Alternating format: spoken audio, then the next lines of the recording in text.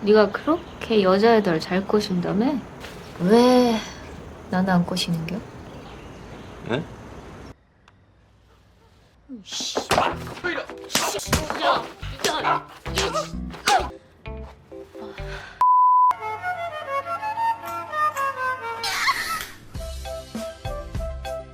Halo para pecinta film, selamat datang kembali di channel Celengan Film. Kali ini kita akan membahas sebuah film Korea Selatan yang penuh dengan drama, komedi, dan tentu saja asmara remaja. Judul filmnya adalah Hot Youngblood yang rilis pada tahun 2014. Jadi langsung aja kita melebur ke alurnya. Di awal film kita disajikan dengan agenda dua geng perempuan dari sekolah yang berbeda yang tengah berseteru. Pertarungan ini dimenangkan oleh geng yang dipimpin oleh Yongsok. Ia seorang gadis tangguh dan berani. Sementara itu di tempat lain, di dalam sebuah kereta api, terdapat tiga pemuda yang sedang asik berbincang. Salah satunya adalah Jonggil, seorang playboy yang terkenal di sekolahnya. Ketiganya kemudian membuat taruhan unik. Jika ada yang kalah, harus berjalan di sepanjang gerbong sambil menyembunyikan terong di dalam celananya. Sehingga terlihat seperti itu tuh. Akhirnya mereka sampai di depan gerbong dan salah satu dari mereka mengeluarkan terong dari celananya. Dan hal ini tentu saja membuat siswa di gerbong pun tertawa. Namun sayangnya terong itu justru jatuh ke pangkuan seorang guru wanita yang sedang tertidur lelap. Guru itu terbangun dengan kaget dan berteriak. Jonggil yang berusaha mengambil terongnya malah terpeleset dan jatuh ke arah guru itu. Sehingga mereka berdua pun dalam posisi memeluk. Akibat insiden ini, ketiganya dihukum dan harus berdiri di depan gerbang sekolah sebagai hukuman. Setelah jam pelajaran usai, Jonggil berjalan-jalan di halaman sekolah dan menemukan seorang gadis berambut pendek yang menjadi incarannya saat itu. Dengan percaya diri, Jonggil mendekati gadis itu dan mengajaknya ke sebuah kafe. Teman gadis itu mengingatkan bahwa Jonggil terkenal sebagai playboy dan menyarankan agar gadis itu berhati-hati agar tidak terpesona dengan Jonggil. Namun gadis itu tetap memutuskan untuk bertemu dengan Jonggil. Di kafe, Jonggil dan gadis itu menikmati hidangan sambil mengobrol. Jonggil mencoba merayu gadis itu, namun gadis itu hanya terdiam mengingat peringatan dari temannya. 팔꿈치살이 그렇게 흰 애는 나밖에 없어. Setelah makan, mereka berencana menonton film di bioskop. Namun dalam perjalanan, mereka bertemu Gwangsik, seorang pemimpin geng yang menjadi momok bagi Jonggil. Di sini Jonggil dianiaya oleh Gwangsik, tetapi dia tidak melawan dan hanya terdiam. Kemudian Gwangsik pergi meninggalkan mereka. Meskipun begitu, Jonggil tidak langsung pulang dan tetap melanjutkan rencananya untuk menonton film di bioskop bersama gadis itu. Saat mereka tengah asyik menonton, Jonggil tiba-tiba mulai meraba pundak gadis itu. Dengan penuh keberanian, Jonggil mendekatkan wajahnya ke arah gadis yang duduk di sampingnya dan mencoba menciumnya. Keesokan harinya di sekolah, Jonggil mengetahui tentang kehadiran seorang siswa baru. Ia pun bersemangat dan ia ingin mengetahui lebih lanjut tentang gadis itu. Seolah-olah tidak sengaja, ia berjalan di dekat kelas siswi baru dan melihat seorang gadis anggun dengan rambut berkepang yang tampak manis. Setelah puas mengamati, Jonggil pun pergi. Tapi ternyata pergerakannya ini diperhatikan oleh Yongsok. Setelah sekolah, Jonggil diundang oleh Yongsok untuk bertemu di sebuah kafe. Dengan penuh kehati-hatian, ia menemui Yongsok. Walaupun firasatnya mulai buruk karena ia tahu bahwa Yongsok adalah pemimpin geng perempuan. Saat Jonggil bertemu dengan Yongsok, ia berkata, 네가 그렇게 여자애들 잘 꼬신다며? 왜 나는 안 꼬시는겨? 예? Jonggil hanya bisa terdiam. Selanjutnya, Yongsok membengkokkan garpu yang ada di meja dan meminta Jonggil datang ke tempat persembunyiannya pada pukul 8 malam. Lalu dia pun pergi begitu saja. Ia meninggalkan Jonggil dan membuat dia bingung dan khawatir. Malam pun tiba dan Yongsok menunggu di tempat persembunyiannya sambil mengenakan pakaian feminim yang sangat berbeda dari gaya sehari-harinya yang terkesan tomboy. Saat mendengar pintu terbuka, Yongsok segera merapikan riasannya. Namun ia tercengang melihat orang yang datang ternyata adalah sahabat Jonggil, bukan Jonggil sendiri. Yongsok kemudian marah dan meninju pria itu sampai berdarah.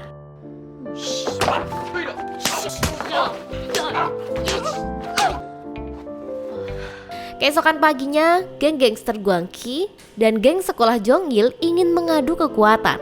Mereka keluar dari kereta dan bersiap untuk bertarung.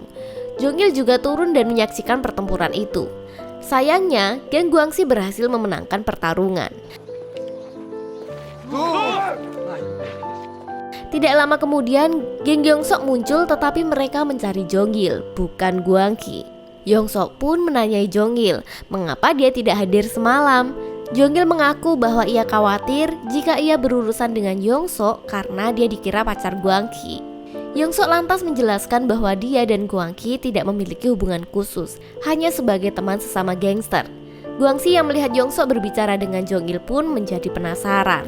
Kemudian Guangxi memanggil Jongil dan bertanya kepadanya apa urusan mereka dengan Yongsok. Jongil menjawab bahwa tidak ada masalah antara dia dan Yongsok. Guangxi pun mengiyakannya, lalu ia pergi sambil meninju perut Jongil. Di siang hari, di sekolah, Jongil yang sedang duduk di kelas melihat ke arah lapangan dan melihat seorang murid pindahan bernama Sohee yang sedang duduk sendirian. Jongil kemudian menyuruh temannya untuk meninggalkan surat di tempat duduk Sohee. Ia pun mengajaknya bertemu nanti malam. Saat malam menjelang, Jongil menantikan kedatangan Sohee di depan toko. Namun yang muncul bukanlah Sohee, melainkan Yongsok yang memiliki gaya rambut serupa dengan Sohee. Jongil merasa kecewa sehingga Yongsok pun pergi meninggalkannya. Pada hari berikutnya, Jongil menemukan sepasang sepatu di atas meja dan yakin bahwa pemberinya adalah Yongsok. Saat bertemu dengan Yongsok, ia mengakui bahwa memang sengaja memberikan sepatu baru itu. 네. 싫어? 말어. Jongil menerima hadiah itu karena ia menyukai sepatunya. Ketika pulang sekolah dari kereta, Jongil hendak memakai sepatu baru dari Yongsok. Tetapi tiba-tiba, Guangxi muncul dan mengambil sepatunya. Jongil hanya bisa menunjukkan wajah kesal namun tidak bisa berbuat apa-apa. Hari berikutnya saat latihan praktikum di sawah, seorang siswi berteriak keras. Hal ini menarik perhatian semua orang. Rupanya itu adalah Sohee yang kakinya ditempeli lintah. Jongil dengan sigap datang menolong Sohee. Ia mencabut lintah itu dan berani menghisap darah yang tersisa di kaki Sohee. Sohee mulai terharu dengan Jongil dan ingin mengucapkan terima kasih. Ia mengajak Jongil bertemu di sebuah kafe dan memberikan hadiah kecil berupa pisau lipat. Sohee mengatakan bahwa pisau itu cukup populer di kalangan anak-anak. Saat berjalan santai sambil menikmati es krim, Sohee melihat Yongsok yang sedang membantu restoran milik ibunya. Sohee berkata kepada Jongil bahwa Yongsok adalah anak yang malang karena bergaul dengan orang yang salah di sekolah dan menjadi anak nakal. Namun Jongil membela Yongsok dan mengatakan bahwa ia anak yang baik dan memiliki rasa solidaritas yang tinggi terhadap teman-temannya. Sohee hanya bisa terdiam mendengar jawaban Jongil. Di tempat lain, Yongsok menangis karena melihat Jongil dan Sohee yang tampak sedang berpacaran.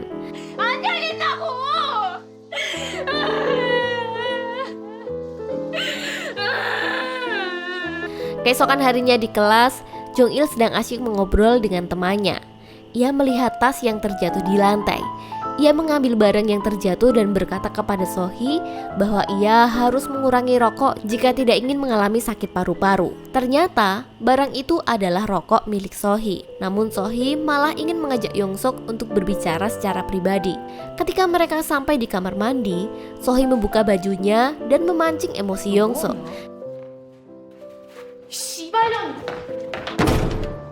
Sehingga terjadilah pertengkaran antara keduanya. Siswa-siswa mulai berkerumun di lokasi insiden.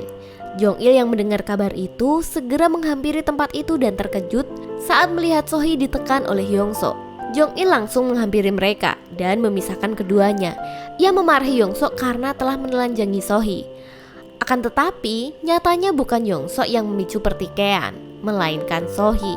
Pasca kejadian itu, Sohee dan Yongsok dipanggil ke ruang kepala sekolah bersama dengan orang tua mereka. Terjadilah pertengkaran ringan antara orang tua mereka dan saling menyalahkan. Yongsok jenuh dengan situasi yang terjadi. Ia langsung menegur mereka dan mengatakan kepada kepala sekolah bahwa ia akan mengundurkan diri dari sekolah. 입단 학교 관두면 될 거 아니야. Yongsok kemudian meninggalkan ruangan tersebut dan segera keluar dari sekolah. Jong-il yang sedang melihat ke arah jendela merasa sedih menyaksikan kepergian Yong-so. Pada suatu malam, Jong-il mendengar kabar dari dua temannya yang sedang pulang bahwa mereka melihat Yong-so berada di sebuah tempat persembunyian. Jong-il segera menghampiri Yong-so yang berada di tempat itu dan menanyakan apa yang terjadi siang harinya. Yong-so hanya tersenyum tenang dan menyuruh Jong-il pulang karena ia ingin segera beristirahat. Saat Jong-il dalam perjalanan pulang, ia memutuskan untuk kembali memeriksa keadaan Yong-so. Ketika tiba di tempat persembunyian Yong-so, Jong-il mengambil bantal untuk menopang kepala Yong-so yang tidak menggunakan bantal. Akan tetapi, aksi Jong-il justru mengganggu tidur Yong-so. Akibatnya, jarak di antara mereka semakin berkurang hingga hampir saja terjadi ciuman. Pada saat bersamaan, Sohee terkejut melihat Jong-il dan Yong-so dari luar. Kemudian ia melempar benda ke arah jendela untuk mengalihkan perhatian Jong-il.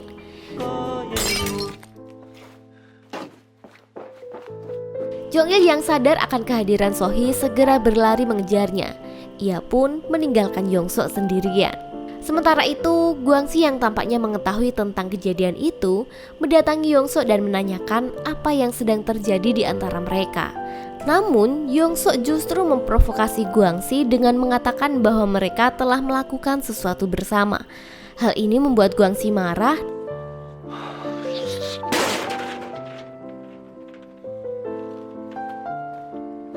Keesokan harinya, Guangxi langsung mendatangi sekolah Jong-il untuk memberikan pelajaran.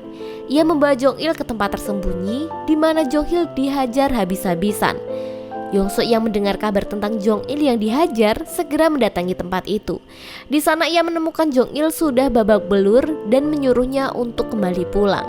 Sementara itu, Yong-so mengurus Guangxi.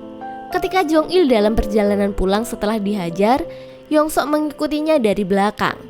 Tiba-tiba Jong-il berbalik menghadap Yong-so dan bertanya dengan tulus mengapa ia mencintainya. 야 영수가 넌 대체 나를 왜 좋아하는겨? 이유 같은 건 말이야. 이미 좋아한 다음에나 다는 거야. Namun Jong-il mengungkapkan bahwa ia pernah menyukai Yong-so, tetapi menyerah karena masalah keluarga mereka. Keesokan malamnya setelah berbelanja di toko, Sohee jalan sendirian dan tiba-tiba didekati oleh segerombolan anak gangster yang merupakan geng Guangxi. Mereka mengatakan bahwa Jong-il telah melakukan sesuatu kepada pacar Guangxi, sehingga ia harus melakukan hal yang sama agar keduanya impas. Di tempat itu Guangxi dan gengnya melakukan tindakan yang tidak pantas terhadap Jong-il.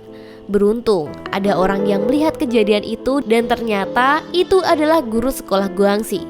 Guru itu segera mengusir Guangxi dan teman-temannya, namun mereka sudah sempat melakukan perbuatan itu. Di sini Sohee dibawa pulang sampai ke depan rumahnya. Dan di tempat itu ia melihat Jong-il berdiri. Akan tetapi Sohee menampar Jong-il dengan penuh kemarahan dan mengatakan bahwa jika ia benar-benar mencintainya, Jong-il harus menghabisi Guangxi. Dengan penuh keberanian, Jong-il mencoba mengejar Guangxi yang sedang berjalan seorang diri. Namun ketika Jong-il hampir berhasil menusuk Guangxi, ia merasa ketakutan dan justru kalah dalam pertarungan melawan Guangxi.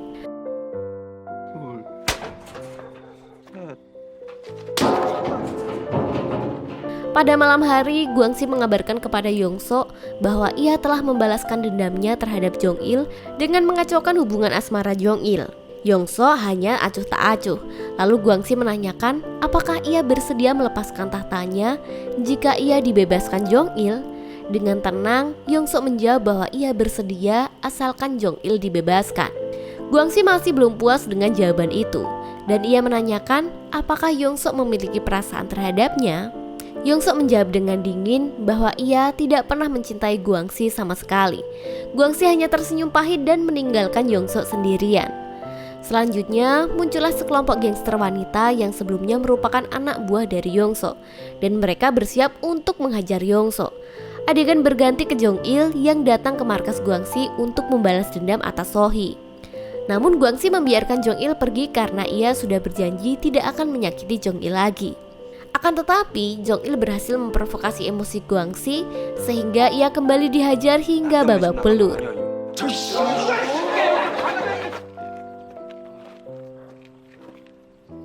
Begitu tiba di rumah, ia menangis terseduh-seduh dan ayahnya yang melihat kondisinya langsung mendekat dan menegur Jong-il.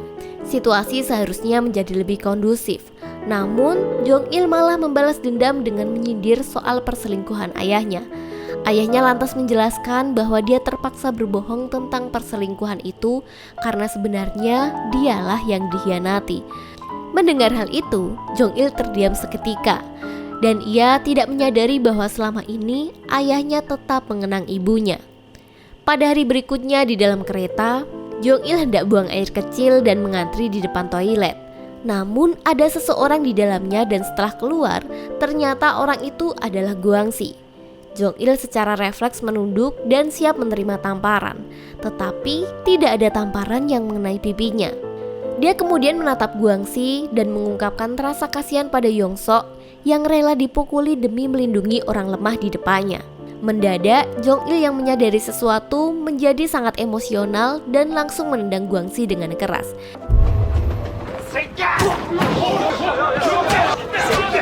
Yang kemudian berujung pada pertarungan fisik. Ketika perkelahian itu berlangsung, Guangxi dan Jong-il terjatuh dari kereta.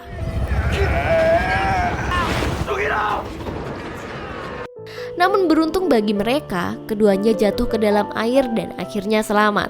Setelah itu Jong-il mengambil sepatu pemberian Yong-sok yang saat itu masih dalam kondisi sangat berantakan.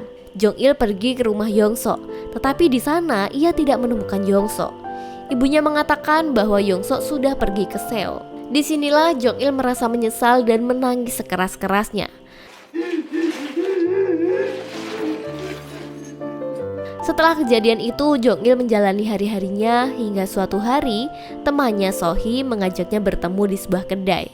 Namun ia tidak ingin menemuinya dan hanya memesan makanan, lalu mengembalikan barang hasil pemberian Sohee. Ia bahkan tidak meninggalkan pesan. Singkat cerita, berkat kerja kerasnya, Jong-il lulus dan berhasil menjadi siswa top di daerahnya. Waktu pun berlalu dengan cepat. Suatu hari, Jong-il mengenakan setelan jas putih dan memasuki kawasan industri, sehingga hal itu menarik perhatian banyak wanita di sana. Tetapi ia tetap fokus berjalan mencari pujaan hatinya. Setelah menemukan apa yang ia cari, Jong-il memberikan bunga dan melamar Yong-sok.